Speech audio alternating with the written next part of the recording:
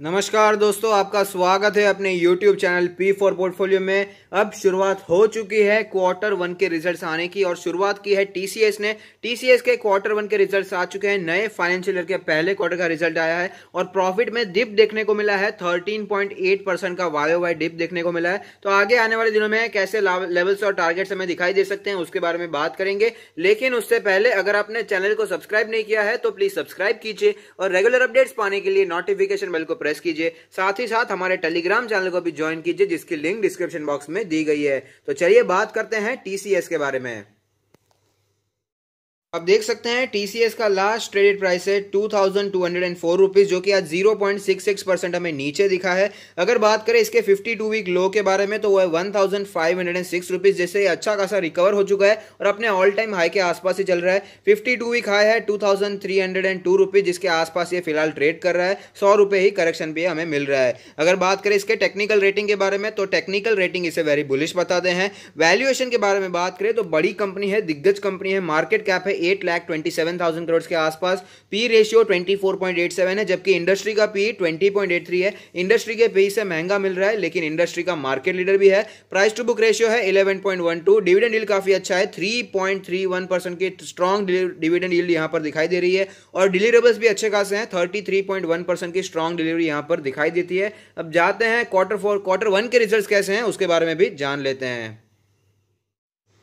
Quarter one के results के बारे में जानने से पहले जरा फायदे की बात कर लेते हैं, यानी कि डिविडेंड की बात कर लेते हैं। तो डिविडेंड मिलने वाला है 5 रुपीज़ पर इक्विटी शेयर का, यानी कि पर इक्विटी शेयर हमें 5 रुपीज़ का डिविडेंड मिलने वाला है, जिसका पेमेंट होगा 31 जुलाई 2020 को। और रिकॉर्ड डेट जो फिक्स किया गया है वो जुलाई 17, 2020, यानी कि आपके डीमैट अकाउंट में जुलाई 17 को जितने भी TCS के शेयर्स होंगे उसके हिसाब से आपको 5 रुपीज़ का डिविडेंड मिलने वाला है। तो अब चलिए चेक करते हैं इसके क्वार्टर वन के रिजल्ट्स कैसे आए हैं। तो हम चेक करने वाले हैं इसके ऑडिटेड कंसोलिडेटेड फाइनेंशियल रिजल्ट, जहां पर सारे फिगर्स रुपीज इन करोड़ में ही दिए गए हैं। टोटल इनकम जो इस क्वार्टर की निकल कर आती है वो है 38,920 करोड़ की, जो कि थी 40,684 करोड़ की पिछले क्वार्टर में। और अगर बात करें पिछले साल के बारे में, यानी कि जून 2019 के बारे में, तो आप देख पाएंगे कि 39,847 करोड़ की हमें टोटल इनकम देखने को मिली थी। तो क्वार्टर ऑन क्वार्टर बेसिस और ईयर ऑन ईयर बेसिस दोनों में यहाँ पर गिरावट देखने को मिल रही है। अगर बात करें इसके नेट प्रॉफिट के बारे में तो जो नेट प्रॉफिट निकल कर आया है वो है 7,049 करोड़ का, जो कि था 8,093 करोड़ का पिछले क्वार्टर में। पिछले साल की बात करें यानी कि जून 2019 के बारे में तो 8,153 करोड़ का हमें प्रॉफिट देखने को मिला था। तो आप देख सकते हैं 13.8% यानी कि ऑलमोस्ट 14% का यहाँ पर फॉल देखने को मिला है, जो कि अच्छा खासा फॉल है। हालांकि ऐसा माना जा रहा था कि IT सेक्टर को ज़्यादा इंपैक्ट नहीं पड़ा है, तो आप समझ सकते हैं जिस सेक्टर को इंपैक्ट नहीं पड़ना चाहिए था उसमें भी अच्छी खासी हमें प्रॉफिटेबिलिटी में गिरावट देखने को मिली है। तो ऐसे सेक्टर्स का क्या होगा जो डायरेक्टली इफेक्ट पड़ते हैं लॉकडाउन से, तो हमें थोड़ा सा संभलना चाहिए। तो हमने देख लिया है कि 14% के आसपास हमें गिरावट देखने को मिली है ईयर ऑन ईयर बेसिस, और साथ ही साथ क्वार्टर ऑन क्वार्टर बेसिस में भी अच्छी खासी गिरावट देखने को मिल रही है। तो अब देखते हैं चार्ट्स पर कैसी सिचुएशन बनी हुई है और आगे आने वाले दिनों में कौन से लेवल्स और टारगेट्स हमें दिखाई दे सकते हैं। देख सकते हैं कि हम लोग चार्ट्स पर आ चुके हैं, जहां पर हमें पता चलता है कि मार्केट क्रैश के समय ये 2200 के आसपास ट्रेड कर रहा था, लेकिन उसके बाद अच्छी खासी हमें गिरावट देखने को मिली। 1500 के आसपास स्टॉक आ चुका था, लेकिन उसके बाद फुल रिकवरी भी देखने को मिली और अपने ऑल टाइम हाई के आसपास ये पहुंच चुका था। लेकिन करंटली देखें तो 3 दिनों से यहाँ पर रेड क्लोजिंग दिखाई दे रही है, जो कि वीकनेस का संकेत है, यानी कि वीकनेस ऑलरेडी यहाँ पर शुरू हो चुकी है। फिलहाल ये अपने सारे मूविंग एवरेज के ऊपर ट्रेड करता हुआ नजर आ रहा है। अगर बात करें इंडिकेटर्स के बारे में तो मनी फ्लो इंडेक्स का नंबर जो कैलकुलेट होकर आता है वो है 63.37। तो आप देख सकते हैं काफी ऊपर निकल चुका था। मनी फ्लो इंडेक्स का नंबर 70 के आसपास ये पहुंच चुका था, यानी कि ओवरबॉट हो चुका था, इसीलिए हमें थोड़ा सा टेक्निकल करेक्शन भी हमें यहाँ पर देखने को मिला है। अगर बात करें इसके RSI के नंबर के बारे में तो आप देख पाएंगे कि RSI का जो नंबर कैलकुलेट होकर आता है वो है 64.05। यहाँ पर भी गिरावट शुरू होती हुई नजर आ रही है। अगर बात करें MACD के बारे में तो आप देख पाएंगे कि MACD ने थोड़े समय पहले ही बुलिश क्रॉसओवर दिया था, हालांकि वो बुलिश क्रॉसओवर कम होता हुआ नजर आ रहा है और ऐसी संभावनाएं हैं कि यहां पर हमें बियरिश क्रॉसओवर भी देखने को मिल सकता है, क्योंकि 2 दिनों से जो हिस्टोग्राम बन रहे हैं वो रेड कलर के हैं और छोटे होते जा रहे हैं, जो कि बताते हैं कि यहां पर फिर से हमें बियरिश क्रॉसओवर देखने को मिल सकता है। बॉलिंजर बैंड के बारे में बात करें तो आप देख पाएंगे बॉलिंजर बैंड के अपर बैंड के आसपास कई दिनों से ट्रेड कर रहा था, इसलिए थोड़ा सा टेक्निकल करेक्शन तो बनता ही था और आप देख पाएंगे और थोड़ा सा करेक्शन ऑलरेडी आ चुका है।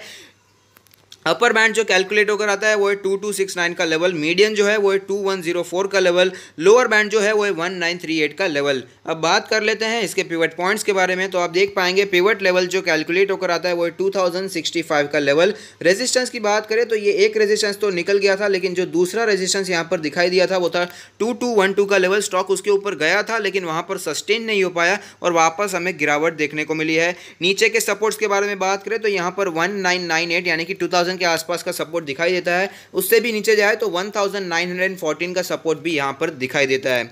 अब बात कर लेते हैं इसके ऑल टाइम चार्ट पर, जहाँ पर एक कैंडल 1 मंथ को रिप्रेजेंट करेगी, जिससे हमें पता चलेगा कैसी मूवमेंट इसने बना कर दी है। तो आप देख पाएंगे कि हमने मल्टी बैगर एनर्जी स्टॉक ने बना कर दिए हैं। स्टॉक ऊपर ही जा रहा है, कभी भी ज़्यादा डीप करेक्शन इसमें देखने को नहीं मिलता है। करेक्शन होता भी है तो ये अपने 50 मंथ्स के ईएमए के आसपास सपोर्ट लेता है और वापस तेजी कंटिन्यू भी दिखाता है। और इस बार भी कुछ ऐसा ही हुआ था, 50 मंथ्स के ईएमए के थोड़ा सा नीचे चला गया था, काफ़ी नीचे चला गया था। एक्चुअली 1500 के आसपास पहुंच चुका था, अपने 100 मंथ्स के ईएमए को अप्रोच कर रहा था, लेकिन वापस हमें वहां पर सपोर्ट देखने को मिला और तेजी कंटिन्यू रहती हुई दिखाई दी थी। अब बात कर लेते हैं इसमें पोजीशंस के बारे में। अगर आपने ऊपर पोजीशन बना रखी है, आप अभी लॉस में चल रहे हैं, हालांकि ज़्यादा लॉस में आप नहीं होंगे क्योंकि 2300 के आसपास इसका ऑल टाइम हाई है और करंटली ये 2200 के ऊपर ही चल रहा है। तो अगर आपने ले ही लिया है तो इसे आप लॉन्ग टर्म के लिए होल्ड कर सकते हैं। कंपनी के फंडामेंटल्स में कोई भी चेंज नहीं आया है, आईटी सेक्टर का मार्केट लीडर है, डिविडेंड यील्ड भी अच्छा है, दिग्गज कंपनी है, तो लॉन्ग टर्म के लिए रखने में कोई भी दिक्कत नहीं है। अगर आपने इसमें नीचे पोजीशन बना रखी है, आप अभी प्रॉफिट में चल रहे हैं, अगर आपने इसमें शॉर्ट टर्म के लिए पोजीशन बनाई है तो मेरा मानना है कि यहाँ से आप निकल सकते हैं, क्योंकि हमने देखा है कि कई बार 2300 का लेवल इसके लिए बड़ा सा रेजिस्टेंस बना हुआ है। उसके आसपास जब भी स्टॉक हमें दिखाई देता है तो वापस गिरावट भी दिखाई देती है। तो जिन्होंने शॉर्ट टर्म के लिए लिया है वो इसमें से निकल कर प्रॉफिट बुकिंग कर सकते हैं, और जिन्होंने लॉन्ग टर्म के लिए लिया है इसमें कंटिन्यू होल्डिंग कर सकते हैं। लॉन्ग टर्म के लिए कोई भी बुराई नहीं है, स्टॉक के फंडामेंटल्स इंटैक्ट हैं, फंडामेंटली स्ट्रॉन्ग कंपनी है। अगर बात करें फ्रेश बाय के बारे में तो करंट मार्केट प्राइस पे मैं आपको यहाँ पर रिकमेंडेशन नहीं दे रहा हूँ, क्योंकि अपने फिलहाल रेजिस्टेंस के आसपास चल रहा है और साथ ही साथ Q1 के रिजल्ट भी कुछ ज़्यादा एनकरेजिंग नहीं आए हैं।